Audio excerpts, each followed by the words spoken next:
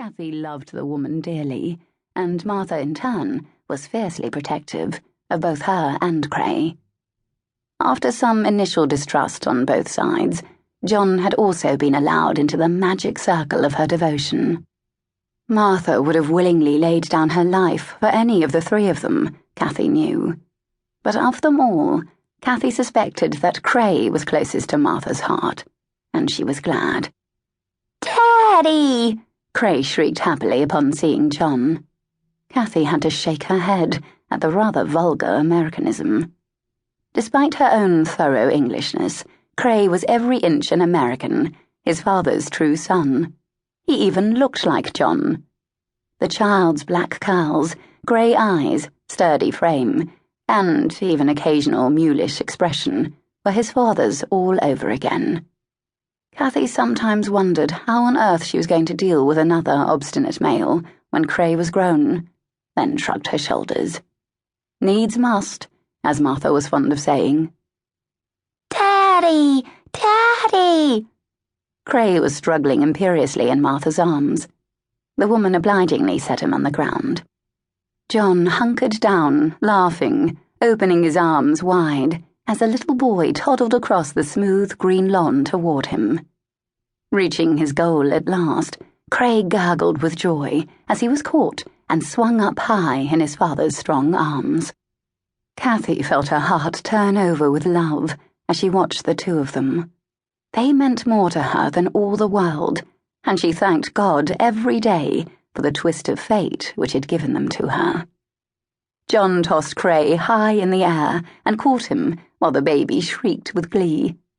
Cathy shook her head, smiling, as she watched her tall, muscular husband tussle with his tiny son. Then she hurried out of the house and onto the back lawn, before anything untoward could occur. Cray had just finished his supper, and, when overexcited, had a tendency to lose it in a most disconcerting fashion. "All right, you two, that's enough of your foolishness," she reproved with mock sternness, as she walked across the grass to join them. John grinned at her cheekily. Cray, watching his father, did likewise. Cathy had to laugh. They were as alike as two watermelons. "Yes, ma'am," John said meekly, as he set his son down. "Yes, ma'am," Cray piped an echo, clutching John's long leg for balance. Cathy laughed again, scooping the child up and giving him a quick hug. Cray cuddled into her neck, while John's arm slid around her waist, pulling her close as he planted a quick, hard kiss on her soft lips. Cathy returned it lovingly, feeling the familiar quickening begin inside her. It never failed to amaze her how, after more than 2 years together, and the birth of a son, John's touch could still make her go weak at the knees. At first she'd considered it shameful, thinking that a lady of her breeding, daughter of an earl, and descendant of one of England's most illustrious families, should find a man's physical attentions coolly distasteful at best. "Close your eyes and think of England," was the way most ladies of her class described their approach to the marital act. For a long time, Cathy had wondered, a little fearfully, at her own very different response, but repetition had accustomed her to it. Besides, she knew that John found her ardour in bed extremely exciting, and exciting John had very definite rewards.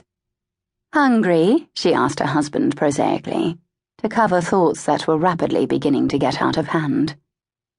"Starving," John replied with a devilish gleam, then leaned closer to murmur in her ear. "For you." Cathy blushed, shooting him a laughing, reproving glance. Martha watched this little piece of byplay indulgently.